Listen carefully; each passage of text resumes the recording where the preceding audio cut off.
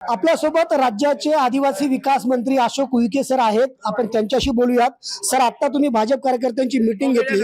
हिंगोली शहरामध्ये 17 प्रभाग आहेत आणि या 17 प्रभागामध्ये शिवसेनेनं उमेदवार उभे करण्याची तयारी सुरू केली. काय सांगाल? आज हिंगोली जिल्ह्याचा प्रभारी म्हणून भारतीय जनता पार्टीचे विधानसभा मतदारसंघातले सर्व बूथ प्रमुख, शक्ती केंद्र प्रमुख आणि समस्त मोर्चाचे पदाधिकारी यांच्याशी चर्चा केली. हितगुज साधलं. सर्व कार्यकर्त्यांना सांगितलं की आपल्याला कुठल्याही प्रश्नी युतीत निवडणूक लढवायची आहे.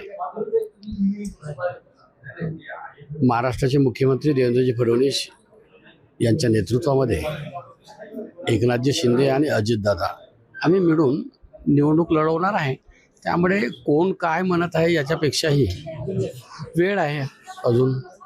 त्यामुळे कोणाचा प्रश्न उपस्थित करण्यापेक्षा 100% युतीत निवडणूक लढवणार आहे अशी कार्यकर्त्यांसोबत चर्चा झाली.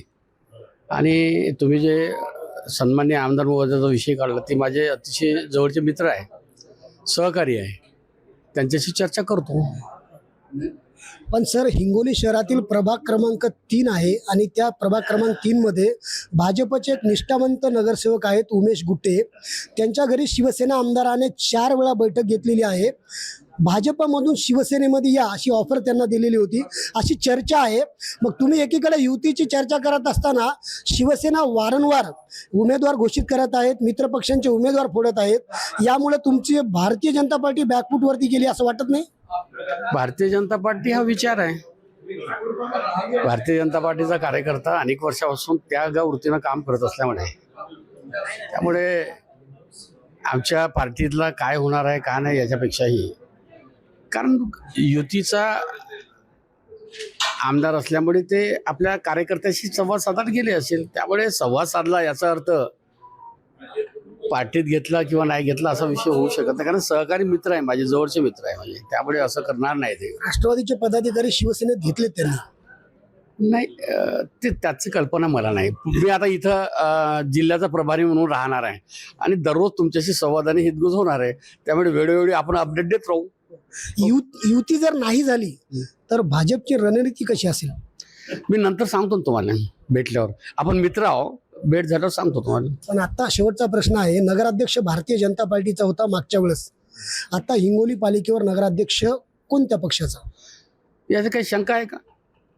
तुम्ही जाणकार पत्रकार आहे, तुम्हाला कल्पना आहे. त्यामुळे आमच्या तोंडून वाजवण्यापेक्षा तुम्हीच तुमच्या लोकप्रिय साम टीव्हीच्या माध्यमातून सांगितलं गेलं पाहिजे का असं असायला पाहिजे, तसं असायला पाहिजे.